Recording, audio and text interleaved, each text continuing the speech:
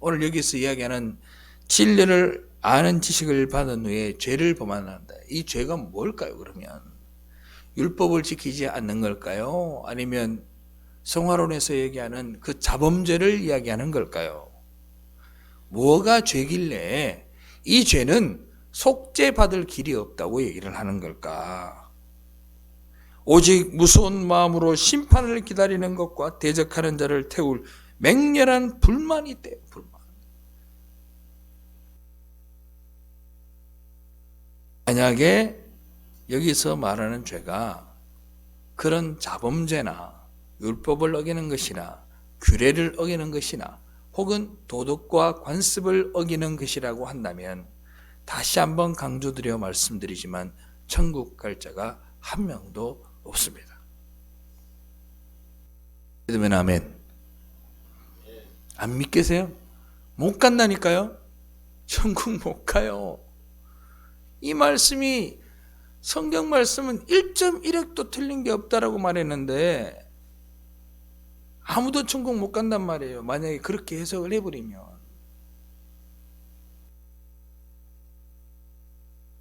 본문에 보면 죄의 정의를 정확하게 이야기를 해주고 있습니다. 뭐라고 얘기를 하느냐?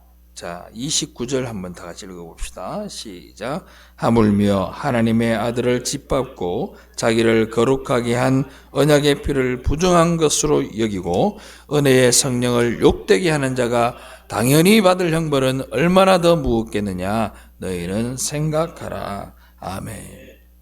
죄가 뭐라고요? 예수 그리스도를 부정한 것 여기는 거, 성령을 욕되게 하는 거, 예수의 능력이 없고 그리스도의 피가 능력이 없다고 이야기하는 것과 그 능력이 없는 것처럼 살아가는 것 또한 죄악입니다. 그게 죄입니다. 믿으면 아멘. 그게 죄예요. 그게 진짜 죄라고 누가 볼 때? 하나님이 볼 때.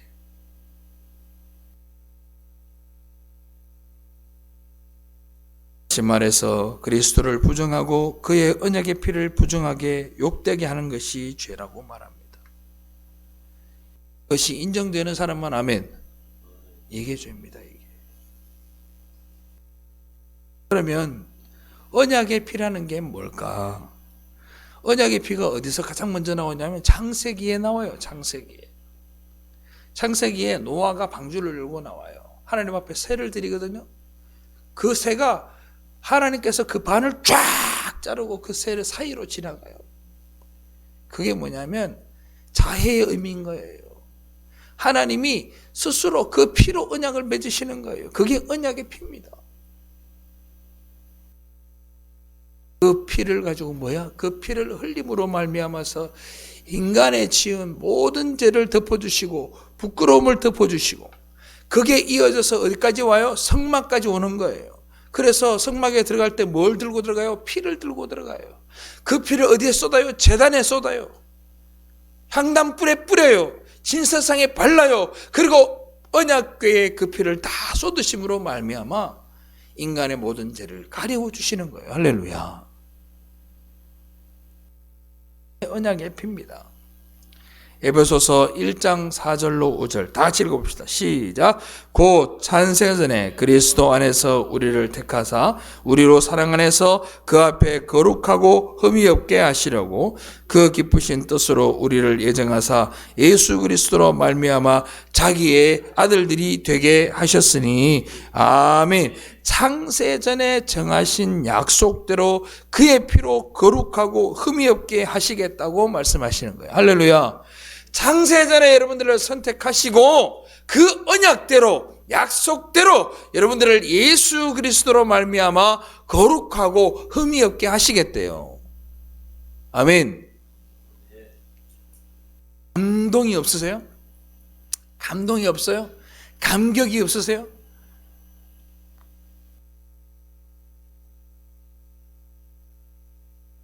그러면 이 언약을 부정하는 것은 뭘까요? 오직 예수 그리스도의 피로 말미암아 거룩하고 흠이 없게 하시겠다고 약속하셨는데 그러면 이 언약의 피를 부정하는 게 뭘까요? 언약의 피를 부정하는 거. 예수가 필요한 것이 아니라 인간의 행위나 행함을 통해 새로운 언약을 만들어내거나 또는 그 행함이나 행위로 그 언약의 피에다가 공로를 더하는 행위가 뭐라고요? 그게 바로 죄악입니다. 그게 언약을 부정하는 행위.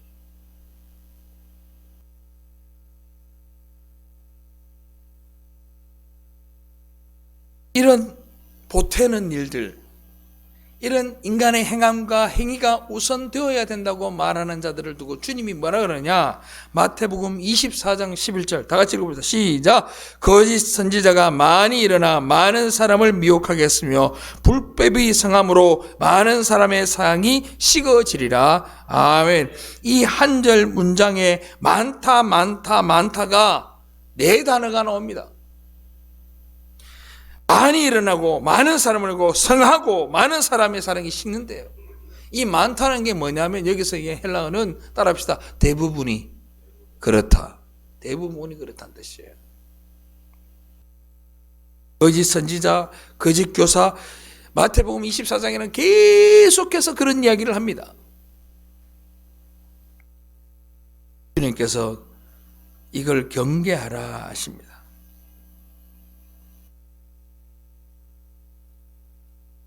대부분이 다 그렇대요.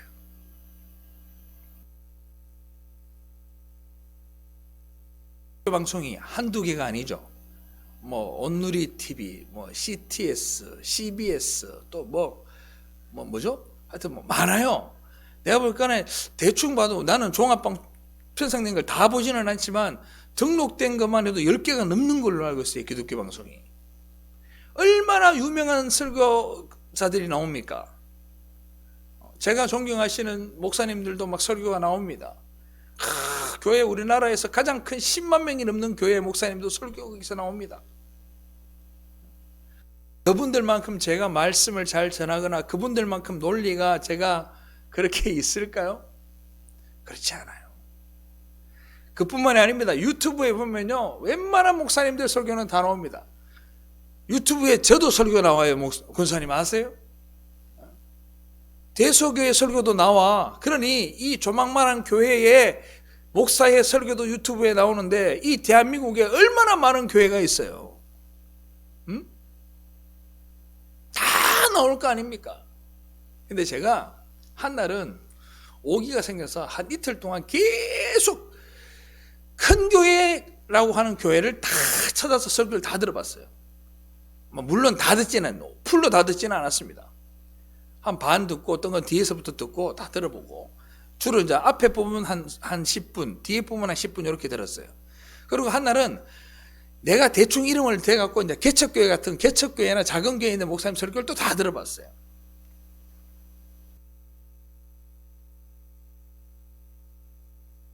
흐름이라는 게 있잖아요. 안타깝다라는 생각이 많이 들었어요.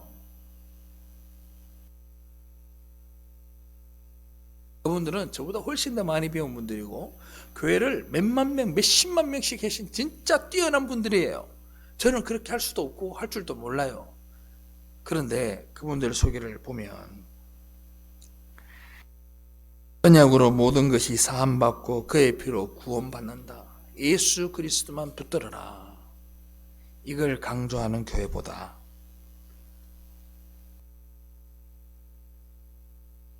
명명이 되는 성가대 찬양소리와 오케스트라와 그리고 목소리 좋고 잘생기고 학벌 좋고 말 잘하는 목사님의 화려한 음면으로 그들의 감정을 건드리고 그들을 위로하고 이 땅에서의 복을 기원해주고 여러분들은 할 수 있다고 이야기하고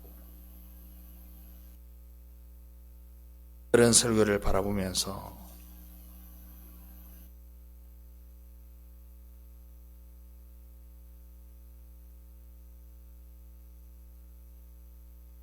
원로 목사님께서 저한테 제가 여기에 처음 위임받아 왔을 때 저한테 하신 충고가 있어요. 애를 키우려면 절대로 강해서는 안 된다. 사람들에게 부드럽게 하고 그들의 마음을 위로하고 달래고 그래야 교회가 부흥이 된다 그러셨어요. 저보고 설교가 강하다고 몇 번이나 혼도 내셨고 권고도 하시고 경고도 하셨어요.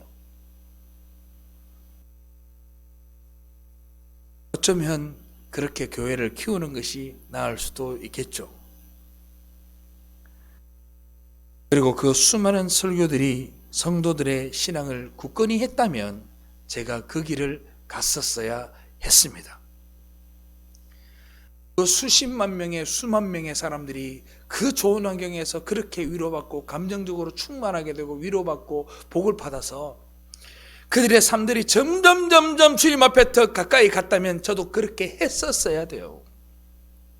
그런데 세월이 가면 갈수록 메가처치, 큰 교회만 크고 전국에 있는 예수 믿는 사람들이 줄어드는 건 왜 그러는 걸까요? 왜 주님 앞에 무릎 꿇으면서 눈물로 기도하는 사람들이 점점 줄어들까요? 왜 전국에 있는 산 곳곳마다 하나님 앞에 엎드려서 자기의 심정을 찢고 부르짖었던 그 사람들은 왜 줄어드는 걸까요?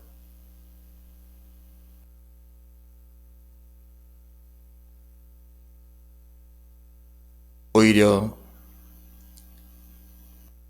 그 위대한 설교들이 때로는 본교회, 작은 교회, 개척교회, 연약한 교회 목사를 평가하는 도구로 사용이 됩니다.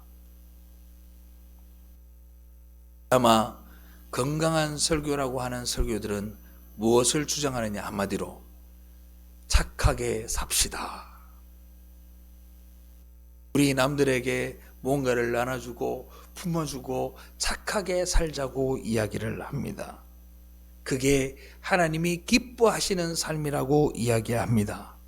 그래야 하나님이 죽어서 상급을 주실 거라고 말합니다.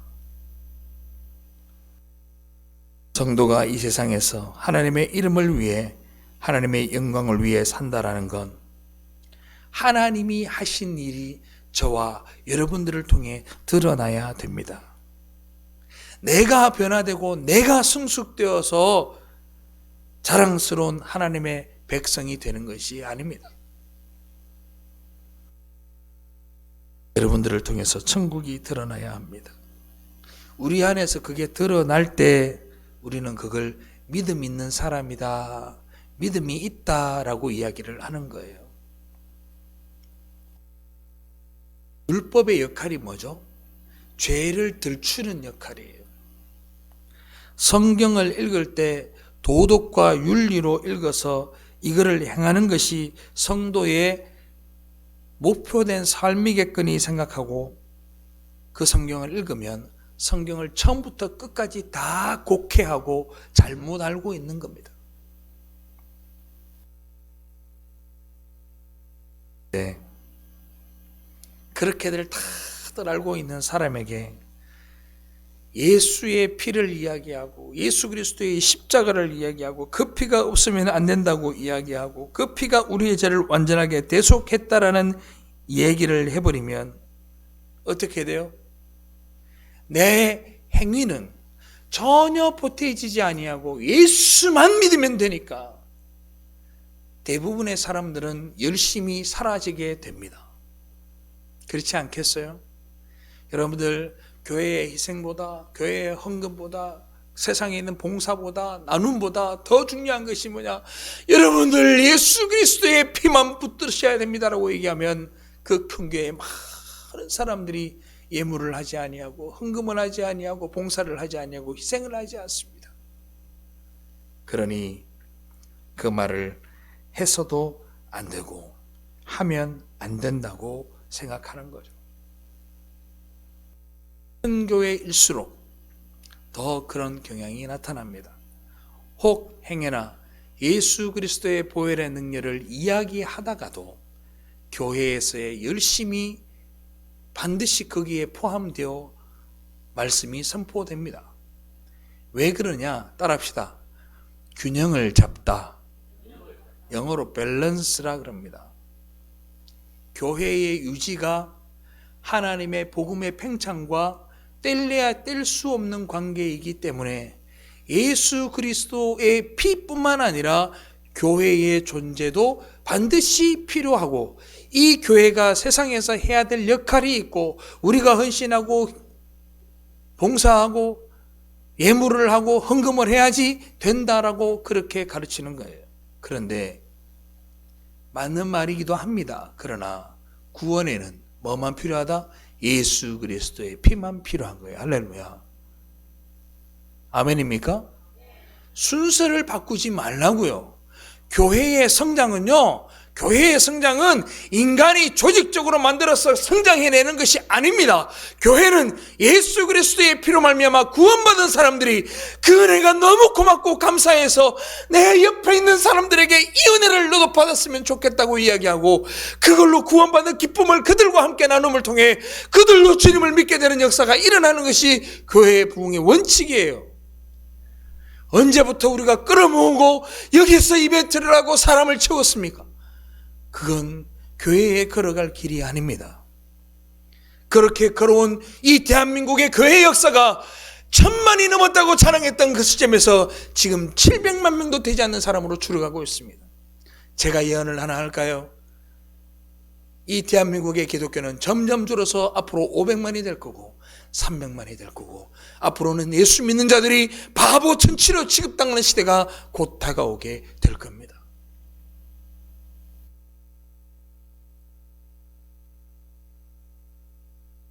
예수를 믿지 않는 게 죄입니다. 예수의 피를 믿지 않는 게 죄입니다. 예수의 피를 부정하는 게 죄예요. 내 행함과 행위로 뭔가를 할 수 있다고 생각하는 게 죄입니다. 오직 예수 그리스도의 보혈로만 구원받는 줄로 믿으시기를 바랍니다.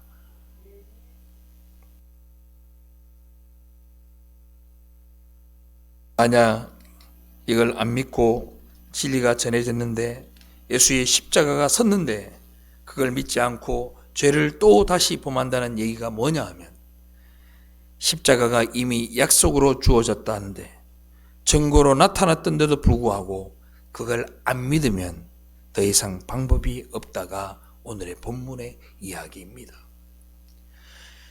얘들아, 내가 여기에 왔고 내가 너희를 위해 죽었고 나로 말미암아 너희들이 구원받을 수 있다는 진리의 지식을 알았음에도 불구하고 예수를 믿지 않으면 구원받을 방법이 없다 이 말입니다. 우리는 결코 육신을 가지고 살아가면서 변화와 성숙과 경건과 거룩을 내 마음대로 사유하고 내 마음대로 쓸 수 있고 내 마음대로 이룰 수 있는 것이 아닙니다. 결코 그럴 수 없습니다. 내가 결코 이 변화와 성숙과 경건과 거룩을 이룰 수 없다는 걸 내가 인정해야 그때서야 비로소 예수가 내 안에 들어오게 되는 거예요. 할렐루야. 제발 잘난 체 하지 말라고요. 겸손하라고요. 주님, 나는 이 땅에서 내 힘으로는 아무것도 할 수 없다라는 이 겸손이 바로 예수를 믿는 시작점이라 이 말입니다. 그걸 인정해야 보혈의 공로가 인정이 되는 겁니다. 그렇지 않으면 안 됩니다. 우리는 인생 속에서, 역사 속에서 이걸 배우는 거예요. 아, 그렇구나. 아, 그렇구나를 배우는 겁니다. 제가 가끔씩 우리 아이들 셋을 낳다 보니까 어릴 때부터 사진 찍은 것도 있고 영상 찍은 것도 있고 있잖아요.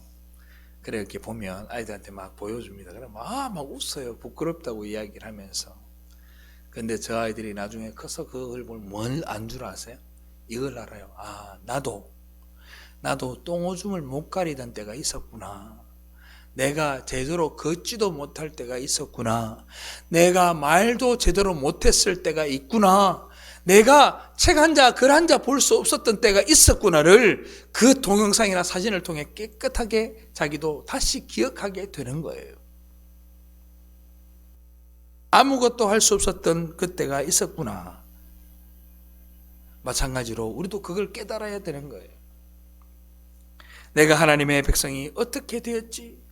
내가 원래 하나님을 알지도 못했고 하나님을 알고도 그를 인정하지 못했고 그를 영접하지 못했고 수없이 교회를 다니면서도 예수를 만나지 못했고 수없이 기도하고 헌금하면서도 예수를 만나지 못했다는 그 사실을 우리가 깨달아야 된다고요. 인생 속에서 우리가 그걸 배우는 거예요.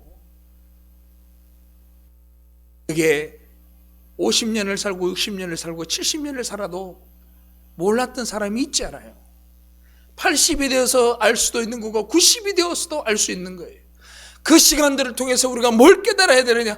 주님, 나는 주님을 모르고 살았어요. 내가 그렇게 교회를 다니면서도 주님이 내게 베풀어 주신 그 생명의 보혈을 내가 깨닫지 못했고 지금도 내가 그렇게 살고 있지는 않습니까? 이걸 고백하는 거예요. 주님 앞에.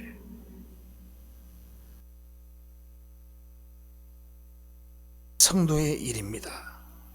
그걸 이 땅에서 체험하고 살아가는 거예요. 그게 성도의 삶이에요. 저 여러분은 그리스도를 믿음으로 말미암아서 하나님 나라의 백성이 된 자들입니다. 하나님은 선택한 여러분들에 향한 그 구원을 절대로 변개치 않으시고 변하지 않으시고, 할렐루야, 여러분들을 놓지 않으세요. 그리고 당신이 택한 백성을 끝끝내 구원에 이루게 한다는 사실을 여러분들이 믿으시기를 바랍니다.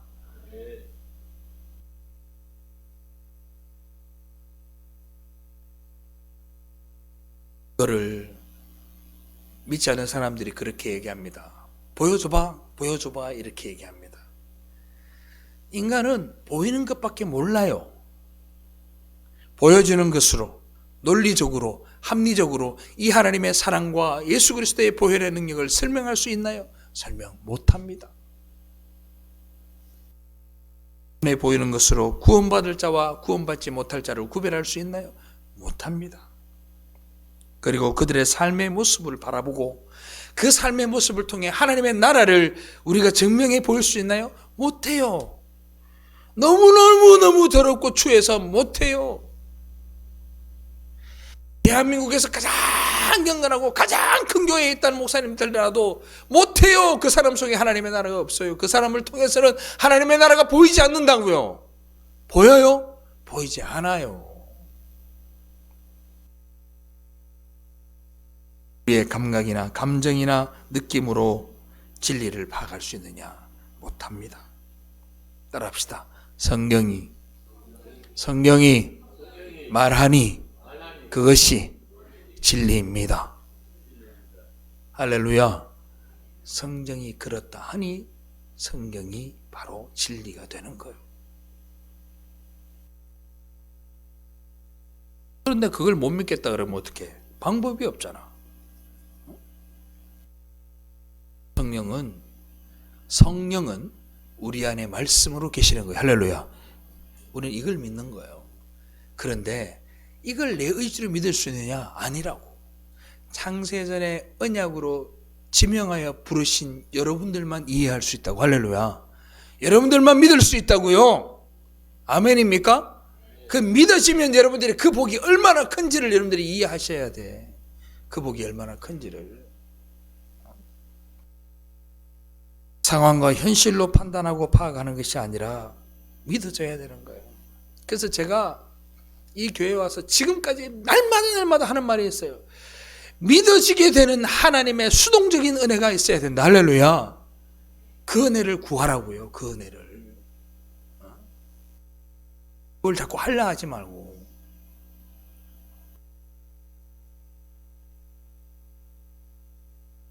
믿어지게 되는 하나님의 은혜가 다 들어와요. 좋아요? 나빠요? 분명히 좋은 거죠. 그죠? 그런데 좋고 나쁨이 인생이냐 아니면 여러분들 영생이냐에 따라서 이 좋고 나쁨이 달라져요. 이 인생 가운데의 이 은혜는 그렇게 좋지 않아요. 그 은혜가 임하였다고 여러분들의 모든 환경이 달라집니까? 그렇지 않습니다. 여러분들의 모습이 더 아름다워집니까? 그렇지 않습니다. 여러분들의 삶들이 더 풍요해집니까? 그렇지 않아요.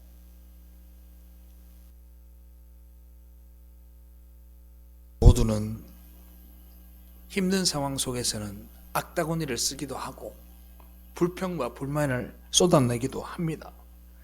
그리고 때로는 욕도 하고 원망도 합니다. 하지만 하나님의 택하신 백성은 그 시간이 지나고 난 다음에 이렇게 말하는 거예요. 맞아요. 하나님의 뜻이었어요. 라고 말할 수 있는 그 말 한마디의 고백이 믿는 자의 삶인 거예요. 할렐루야. 믿는 사람은 어디 뭐 안 아프나? 믿는 사람은 부도나면 추우면 근데 안 추워요? 예수 믿으면 뭐 얼음장에 위에 누워있으면 뜨뜻하나? 예수 믿는 사람은 밥 굶어도 괜찮아요? 예수 믿는 사람은 돈 없어도 이 세상에 살 수 있어요? 그렇지 않잖아요. 병에 걸리면 아프고 힘들고 똑같이 느껴요.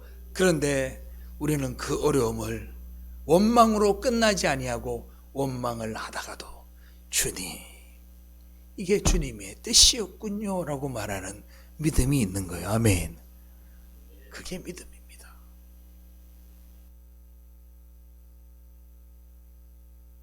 그 일들을 통해서 자신의 모습을 자꾸 발견하는 거예요. 무슨 모습? 나의 죄되고 부족하고 더러운 모습들을 자꾸 발견하게 되는 거예요.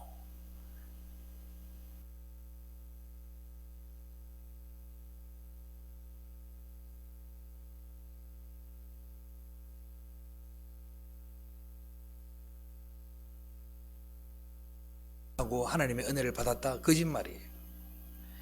내 죄가 얼마나 많은지를 깨달은 사람은 하나님의 은혜를 알 수 있어요. 야, 내가 이렇게 추접고 이렇게 더러운 존재구나를 아는 사람만 하나님의 은혜를 알아요. 아멘. 내 잘났다 하는 인간들은 절대로 하나님이 없어요. 그 마음에. 하나님의 은혜는 누구에게 나타나느냐?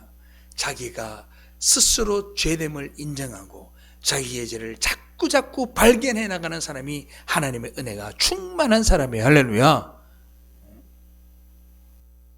그래서 모든 상황 속에서 왜 예수가 죽을 수밖에 없는지를 인정하게 되는 거예요. 야, 이래서 주님이 나를 위해 죽으셨구나. 이래서 나를 위해 주님이 보혈을 흘리셨구나. 이걸 인정하는 거예요. 예수 그리스도의 피가 아니면 그 누구도 하나님 앞에 설 수 없습니다. 그러나 오늘날 많은 교회는 마치 예수 그리스도의 피 말고 아무 피라도 되는 줄로 알아요. 소피, 돼지피, 사람피 다 되는 줄로 알아. 이게 무슨 말이냐? 그냥 희생의 피, 인내의 피, 봉사의 피, 물질의 피를 막 쏟아내는 거야. 마치 갈멜산에서 싸웠던 바알과 아세라 선지자처럼 자기의 피를 드리고 짐승의 피를 드리고 막 쏟아내면 되는 줄 알아요. 아니요. 예수의 피로만 되는 줄로 믿으시기 바랍니다. 희생하는 거, 봉사하는 거, 헌금하는 거, 헌신하는 거 사의 예물이에요.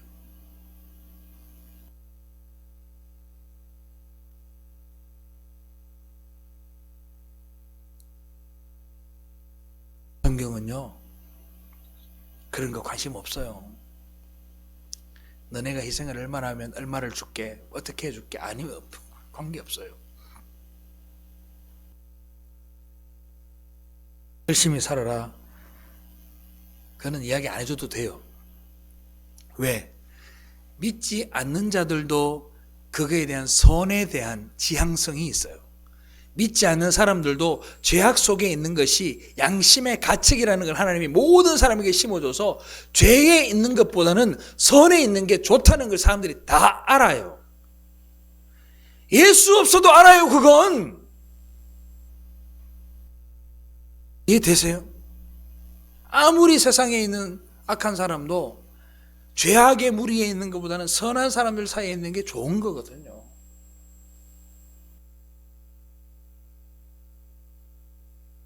그런데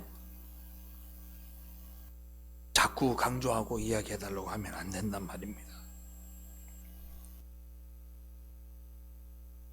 해를 자꾸 깨달아가는 가운데 이 안에 성령이 싹 들어와요.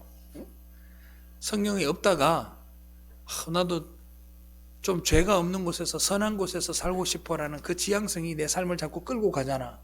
그러던 중에 성령이 딱 들어오면 어떻게 되느냐? 내 마음속에 있는 모든 더러운 것들을 발견하게 되고 어떻게 돼요? 그로 인해서 내 삶이 어떻게 되느냐? 하나님의 은혜로 말미암아 자동적으로 섬기게 돼 있고, 자동적으로 희생하게 돼 있고, 자동적으로 헌금하게 돼 있고, 자동적으로 봉사하게 돼요. 그게 여기서 쏟아져 나와야 된다고. 할렐루야. 아멘입니까? 제가 그러잖아요. 여러분들한테 기회를 드리잖아요. 만약에 예를 들어서 교회에서 어떤 일을 해요. 이거 합니다 라고 말해요. 여러분들한테 전화해서 오세요 그러지 않아요. 왜 그런 줄 아세요? 자의로 하는 것은요, 기쁜 마음으로 오는 거거든요. 전화 받잖아요. 아이, 가기 싫은데 와야 돼요. 성도 여러분, 내가 진짜 예수 믿으면요, 마음이 즐겁고 기뻐요. 그리고 이 김 목사가 예뻐 보여. 예? 그렇지 않아요? 안 그런가 봐요. 이뻐 보인다고. 좋아 보인다고. 이 교회가 좋아 보인다고요. 주의 성령이 내 안에 들어와서 어떻게든 이 교회 가운데서 우리 성도들이 함께 올려서 예수 믿는 자로서 예수의 삶을 다 드러내며 살게 되면 이 교회가 얼마나 기쁨이 넘치겠어요. 우리가 그런 교회 만들어 가자고. 할렐루야. 2025년도가 이제 다가옵니다. 내년엔 정말 그렇게 했으면 좋겠어. 제대로 걷지도 못하고 뛰지도 못하고 나이가 많아서 아무것도 할 수 없어도 여기 와서 같이 젊은 사람들하고 기도하고 예배하고 음식을 나누고 서로 사랑하고 위에서 기도해주고 그럴 수 있는 교회가 되기를 주님의 이름으로 축원합니다. 그게 그렇게 해야 천국 가는 게 아니라 여러분들은 예수 믿는 사람들이기 때문에 그런 삶을 살아갈 수밖에 없는 거예요. 아멘.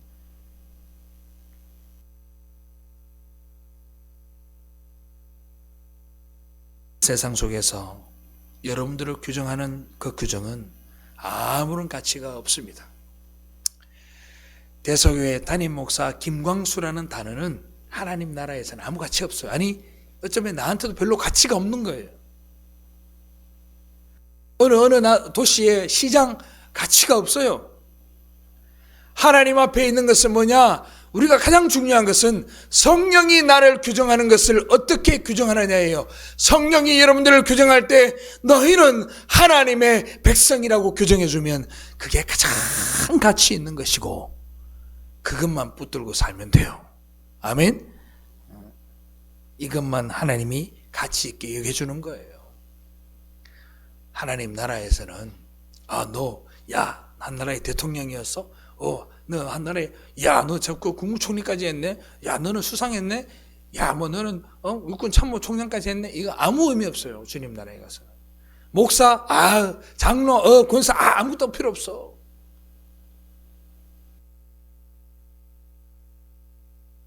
성령이 딱 그러는 거야. 하나님의 백성입니다. 이 사람에겐 예수 그리스도의 피가 있습니다. 그러면 그게 하나님께는 가장 가치 있는 겁니다. 이 길이요, 좁은 길이에요. 좁은 문이에요. 결코 그 가는 길이 쉽지 않습니다. 예수의 은혜만 의지하고 살자고 말할 자가 많지 않습니다. 박수는커녕 그 말에 동의하지도 않습니다. 그러나 괜찮습니다.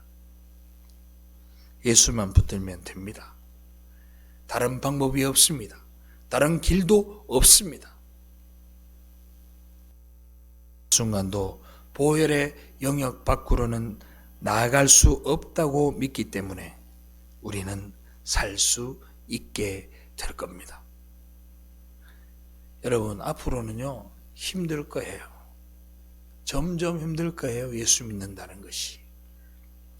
예수 믿는 것 때문에, 예수만 말하는 것 때문에, 예수의 보혈만 주장하는 것 때문에 우리는 좁은 길, 좁은 문으로 행하게 될 겁니다. 그런데 이 세상에 아무리 좁은 길로 가고 힘들고 어려워도 걱정하지 마세요. 그 길 끝에는 여러분들을 위해 준비된 하나님의 나라의 문이 활짝 열려 있다는 사실을 믿고 담대하게 나아갈 수 있는 여러분들 되시기를 주님의 이름으로 축원합니다. 기도하겠습니다. 주님 감사합니다.